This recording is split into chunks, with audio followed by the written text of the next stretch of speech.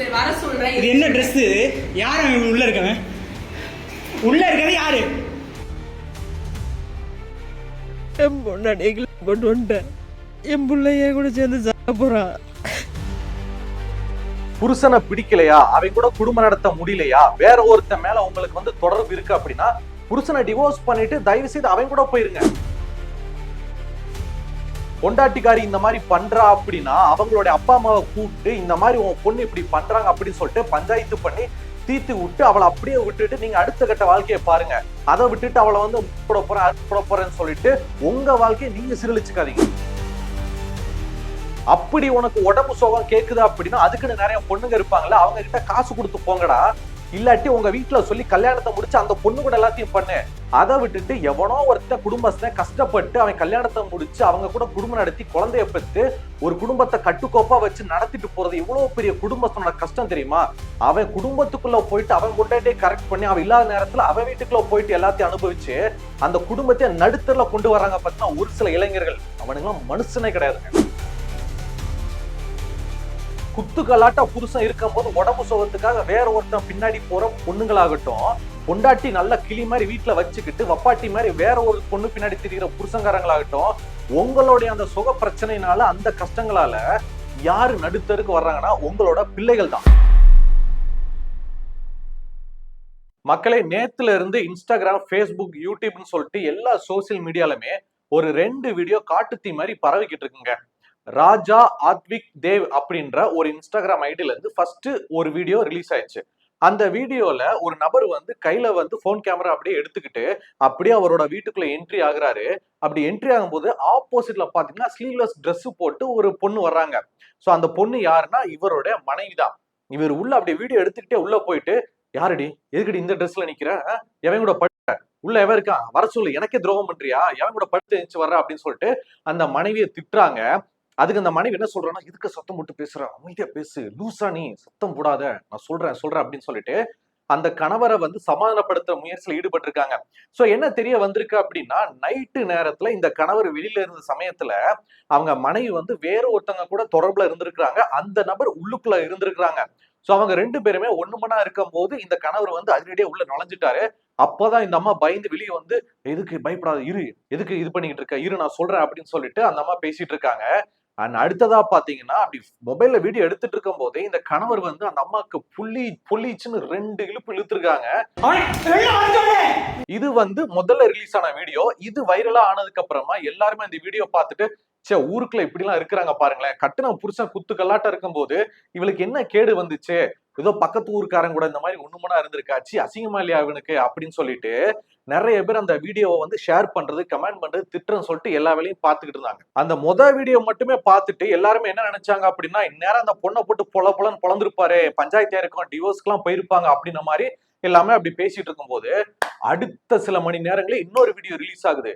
அதுல என்ன பாக்குறோம் அப்படின்னா, அந்த நபர், அதாவது எந்த நபர் வீடியோ எடுத்துக்கிட்டு தான் மனைவி இந்த மாதிரி வேற ஒருத்தன் கூட படுத்துக்கிட்டு இருக்கா அப்படின்னு சொல்லி எடுத்தாரோ அதே நபர் வந்து செல்ஃபி மோட ஆன் பண்ணி அழுகுறாருங்க. அவர் கையில ஃபுல்லா ரத்தம், சட்டையில ஃபுல்லா ரத்தம். வீடியோ ரெக்கார்ட் பண்ணி வச்சு என்ன சொல்றாரு அப்படின்னா, மக்களே இந்த மாதிரி என் பொண்டாட்டியை வந்து எடுத்து போட்டேன் அப்படின்னு சொல்லிட்டு அந்த ரத்தக்காரையோட அழுது புலம்பிட்டு இருக்காரு. என் பொண்ணாடி கொண்டு வந்துட்டேன்.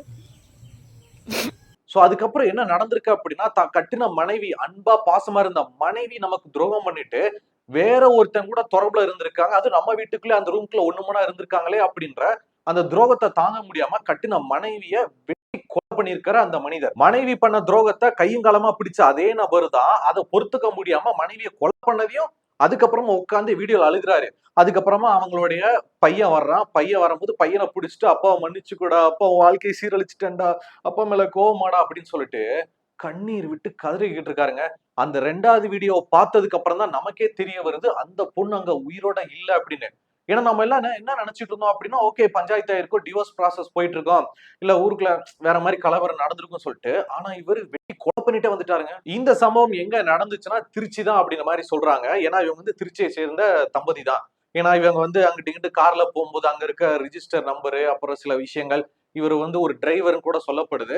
சோ இந்த நடந்த சம்பவம் திருச்சில நடந்திருக்கு. இந்த கணவன் மனைவி திருச்சியை சேர்ந்தவங்க தான்.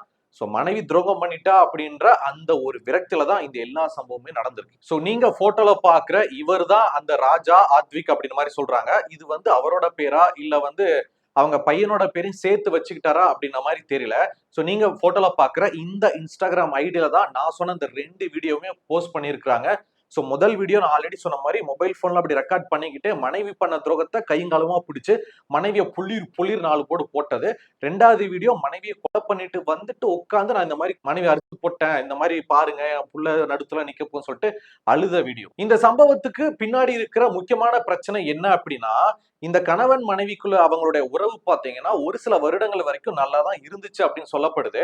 ஆனா காலங்கள் போக போக இந்த தம்பதியினருக்கு அந்த பையன் பிறந்ததுக்கு அப்புறமா கொஞ்சம் கொஞ்சமா தான் புருஷன் மேல இன்ட்ரெஸ்ட் போயிருக்கு. சோ நீங்க போட்டோல பாக்குற இந்த அம்மாக்கு தான் புருஷனை பிடிக்கல, புருஷன் கூட வாழ தோணல, புருஷன் கூட உறவு வச்சுக்க தெரியல, எல்லாமே வெறுத்துட்டாங்க.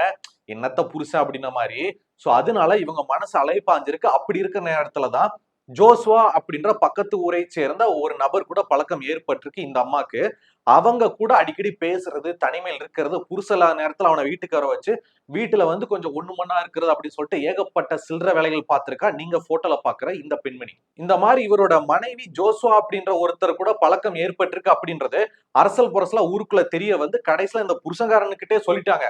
அப்பா நீ இந்த மாதிரி வேலைன்னு சொல்லிட்டு வெளில போயிடுற, உன் முன்னாடி இந்த ஜோஸ்வா பையன் இருக்காமல, இந்த இன்னார் மாவன் இந்த தெருவுக்காரன் அவங்களோட குடும்பம் நடத்திட்டு இருக்காயா, நீ இல்லாத நேரத்துல வீட்டுக்குலாம் வந்துட்டு போறான், உள்ளுக்குள்ள ஒண்ணுமனா இருக்காங்கப்பா, நீ என்ன கொஞ்சம் கண்டிச்சு வை அப்படின்னு சொல்லிட்டு புருஷங்காரன் காதுல ஊர்க்காரங்க போட்டதுக்கு அப்புறம் தான் ஓகே அப்ப நம்ம மனைவி துரோகம் பண்ணிருக்கான்றது தெரிய வந்துட்டு ஒரு நாள் நைட்டு வெளியூருக்கு போறேன் அப்படின்ற மாதிரி சொல்லிட்டு போயிட்டு அதுக்கப்புறமா தான் வந்து கையங்காலமா பிடிச்சிருக்காரு. இதுல கொடுமையிலும் உச்சம் என்ன தெரியுமாங்க, இந்த நபர் இருக்காரு பாத்தீங்களா, நீங்க போட்டோல பாக்குற இந்த ஹஸ்பண்ட், இவரு அவருடைய மனைவி மேல அவ்வளோ பாசமா அவ்வளோ அன்பா இருந்திருக்காருங்க.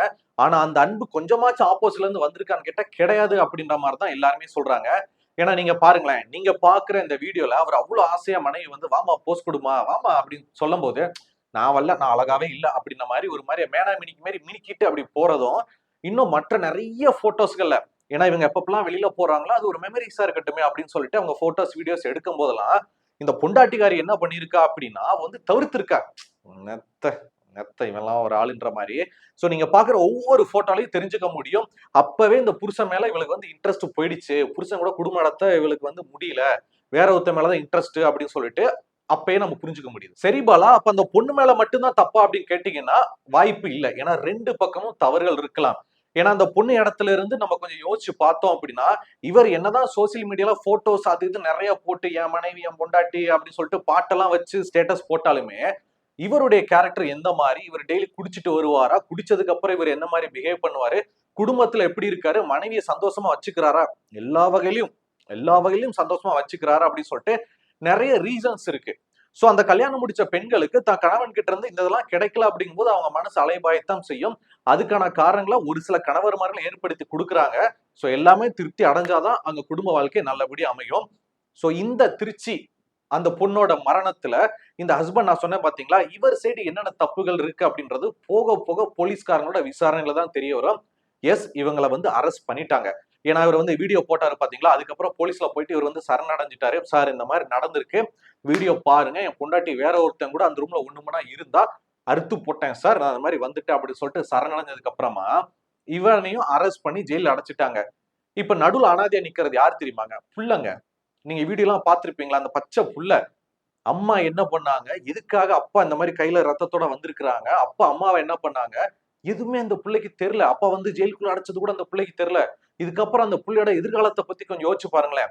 என்னதான் தாத்தா பாட்டி வீடு சொந்தக்காரங்க வீட்டுல வளர்த்தாலுமே அப்பா அம்மா கூட இருந்து அந்த ஆம்பளை புள்ளைய வளர்க்குற மாதிரி வருமா? சோ ஏதோ ஒரு வகையில நீங்க போட்டோல பாக்குற இந்த பொண்ணோட அந்த உடல் ஆசை, குடும்பத்தை மறந்து எல்லாத்தையும் மறந்து தனக்கு ஒரு புள்ள இருக்கான்றதையும் மறந்து வேற ஒருத்தன் கூட அவ்வளவு தைரியமா அந்த வீட்டுக்குள்ள நின்று ஒண்ணுமனா இருக்கும்போது அப்ப இவளுடைய அந்த உடம்பு ஆசைதான் இந்த அளவுக்கு அந்த குடும்பத்தை ஆக்கியிருக்கு. இந்த கொடூரமான சம்பவத்தை பார்த்ததுக்கு அப்புறமா பொதுமக்கள் என்ன சொல்றாங்க அப்படின்னா, அவன் எதுக்கு இந்த மாதிரி அந்த பொண்டாட்டியை வந்து கொலை பண்ணணும், கொலை பண்ணிட்டு இப்ப அவனும் ஜெயிலுக்குள்ள போயிட்டு கடைசி வரைக்கும் களி தண்டு புள்ளை அனாதையாக்கணும், இந்த மாதிரி நடக்கும் தெரிஞ்சிருச்சுல, கையில வீடியோ ஆதாரம் வச்சிருக்காம்ல, நேரா போலீஸ்ல போயிட்டு கம்ப்ளைண்ட் கொடுக்கலாம். அப்படி கம்ப்ளைண்ட் கொடுத்ததுக்கு அப்புறமா அந்த பொண்ணோட அப்பா அம்மா சொந்தக்காரங்களை உட்கார வச்சு இந்த மாதிரி உங்க பொண்ணு இப்படி பண்றா, நான் அவளுக்கு என்ன துரோகம் பண்ணேன், நல்லா தானே பாத்துக்கிட்டேன், உண்மையா தானே இருந்தேன், குடும்பத்துக்காக ஓடா உழைச்சனே, எனக்கே அவ துரோகம் பண்ணிட்டா, அவளுக்கு நான் கொடுக்காத சுகமா எதுக்கு வேற ஒருத்தனை வச்சு ஒண்ணு மணி வீட்டுக்குள்ள இருக்கா அப்படின்னு சொல்லிட்டு பஞ்சாயத்தை கூட்டி இதுக்கப்புறம் வேண்டாம், இந்த மாதிரி கேரக்டர் எனக்கு செட் ஆகுது சொல்லிட்டு தீர்த்து விட்டுருக்கலாம்.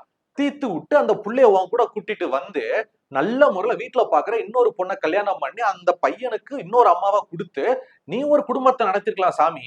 அதை விட்டுட்டு உன் பொண்டாட்டி கொலை பண்றேன் அப்படின்ற பேர்ல ஆத்திரத்துல நீ பண்ணிட்டியே, இப்ப நீதான் ஏன் ஜெயிலுக்குள்ள போன, எதுக்கு இந்த மாதிரி பண்ணன்னு சொல்லிட்டு அந்த பாதிக்கப்பட்ட நபர் இருக்காரு பாத்தீங்களா, அந்த கொலை பண்ண புருஷங்காரன், அவரை கேட்டுக்கிட்டு இருக்காங்க. அப்படியே இந்த பக்கம் இந்த முகரக்கட்டை இருக்கா பாத்தீங்களா, இவள வண்ண வண்ணமா பச்சை பச்சையா பல பேர் திட்டுனாலுமே அவங்க எல்லாம் என்ன சொல்றாங்க அப்படின்னா, சரி உனக்கு உன் புருஷனா பிடிக்கல, ஏதோ ஒரு வகையில புருஷன் கூட போர் அடிச்சிருச்சு, குடும்பம் நடத்த முடியல, வேற ஒருத்த மேல உனக்கு இன்ட்ரெஸ்ட் வந்துருச்சு, அவங்க கூட இந்த மாதிரி சில்லற சேட்டைகள்லாம் பண்றல, அப்ப நீ என்ன பண்ணணும், அதே மாதிரி நீ உங்க அப்பா அம்மா புருஷன் சில அப்பா அம்மா எல்லாரையும் கூட்டிட்டு எனக்கு இந்த மாதிரி வாழ பிடிக்கலங்க, என் சைடு வச்சு பார்க்கும்போது புருஷன்காரங்கிட்ட இந்த மிஸ்டேக் எல்லாம் இருக்குது, ஏதோ ஒரு வேளை குடும்பம் நடத்த முடியல, அவனுக்கும் உண்மையா இல்லாம எனக்கும் என மனசாட்சிக்கு உண்மையா இல்லாம நான் ஏன் இருக்கணும், தீர்த்து விட்டுருங்க, புள்ளை என் கூட கூட்டு போய்க்கிறேன், இல்ல புள்ளை யார் கூட இருக்கணும்னு சொல்லிட்டு பஞ்சாயத்து முடிவு பண்ணுங்க அப்படின்னு சொல்லிட்டு ரெண்டு பேருமே மியூச்சுவல் அண்டர்ஸ்டாண்டிங்ல சுமூகமா தீர்த்து விட்டு அதுக்கப்புறம் எழுதிய ரெண்டு பேரும் என்ன வேணாலும் பண்ணிட்டு போங்க, எதுக்குடி உனக்கு இந்த வேலை அப்படின்னு சொல்லிட்டு அந்த பொண்ணையும் பிடிச்சு திட்டுறாங்க. இந்த கள்ள தொடர்பு, மனைவிக்கு வேற ஒருத்தன் கூட தொடர்பு, கணவனுக்கு வேற ஒரு பொண்ணு கூட தொடர்பு, அந்த குடும்பங்களுக்குள்ள நடக்கிற துரோகங்கள்னால வரக்கூடிய கொலைகள், நிறைய பஞ்சாயத்துகள், இதனாலதான் நிறைய குடும்பங்கள் வந்து சீரழிறாங்க. இந்த கேஸும் ஆல்மோஸ்ட் அதே மாதிரிதான் இருக்குது. சோ பொதுவா என்ன சொல்றாங்க அப்படின்னா, சரி உனக்கு பிடிக்கலையா, குடும்பம் நடத்த முடியலையா, கோர்ட்டுன்னு ஒண்ணு எதுக்கு இருக்கு, போலீஸ் ஸ்டேஷன் எதுக்கு இருக்குது, பஞ்சாயத்துன்னு எதுக்கு இருக்கு, நாலு பெரியவங்க எதுக்கு இருக்காங்க, கல்யாணம் முடிக்கிறப்ப எல்லாருமே வேணும், நீங்க இந்த மாதிரி சில்லற சேட்டைகள் பண்ணும்போது எல்லாமே வேணாமா, அப்ப நீ தனித்தனியா வாழணும் அப்படின்னா அதே மாதிரி எல்லாரும் கூப்பிட்டு வச்சு, எப்ப நீங்க தான் கல்யாணத்தை முடிச்சு வச்சீங்க, ஆனா இந்த மாதிரி இங்க இருந்து பிரச்சனை இருக்குது, வாழ பிடிக்கல, தீர்த்து விடுன்னு சொல்லிட்டு போகலாம்ல. அதை விட்டுட்டு நிறைய பெண்கள், நிறைய ஆண்களும் இதே தப்புதான் பண்ணிக்கிட்டு இருக்காங்க. சோ ஒட்டுமொத்த தமிழ்நாட்டையுமே பரபரப்புக்கு உள்ளாக்கின இந்த வீடியோவை பத்தின இன்னும் நிறைய விஷயங்கள் நமக்கு வந்து வெளியே தெரிய வர வேண்டியிருக்கு. ஏன்னா இந்த கணவர் இருக்காரு பாத்தீங்கன்னா, அந்த போன் எடுத்துட்டு போயிட்டு மனைவி இந்த மாதிரி பண்றான்னு சொல்லிட்டு வீடியோ எடுத்தார்ல, அவருடைய பேர் என்ன, அவர் தொழில் என்ன, திருச்சின்னு சொல்றாங்க, ஆனா எந்த ஏரியா, இவங்களுக்கு எப்ப கல்யாணம் நடந்துச்சு, அந்த உள்ள வந்தான் பாத்தீங்கன்னா ஜோசன் சொல்லிட்டு, அவன் யாரு, அவன் மேல எதனா ஆக்ஷன் எடுத்திருக்காங்களா, அரெஸ்ட் பண்ணிருக்காங்க அப்படின்னு சொல்லிட்டு நிறைய விஷயங்கள் அடுத்தடுத்து நமக்கு தெரிய வரும். அது எல்லாத்தையுமே நான் அடுத்த வீடியோல உங்களுக்கு சொல்றேன். ஆனா இப்ப வரைக்கும் என்ன நடந்துகிட்டு இருக்கு தெரியுமா, இந்த பாதிக்கப்பட்ட நபர், அதாவது பொண்டாட்டி கொலை பண்ணாரு பாத்தீங்களா, இவரை வந்து ஜெயிலுக்குள்ள போட்டாங்க. அந்த பொண்ணுக்கு செய்ய வேண்டிய இறுதி சடங்கெல்லாம் செஞ்சு முடிச்சுட்டாங்க.